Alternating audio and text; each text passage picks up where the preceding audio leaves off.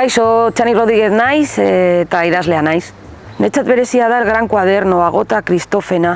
Nola eraikitzen den etika oso ondo azaltzen duelako eta oso trebea delako pertsonaiak eta euren ekintzak erakusten, ez kontatzen. Osea, niri liburu horrek erakutsi zidan zein ezberdina den istorio bat kontatzea eta istorio bat erakustea. Nire kideak uste dut direla nire referenteak.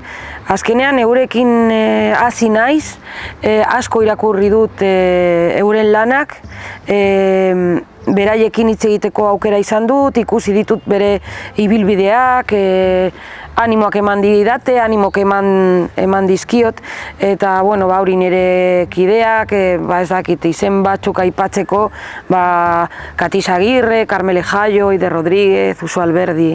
Horatzen naiz Angel Erroren poema batekin, ez da, luzeagoa da, baina gutxi gora bera da, dena idatzita dago. Dena idatzita dagoela, idatzita dago, baina ez dut nik idatzi.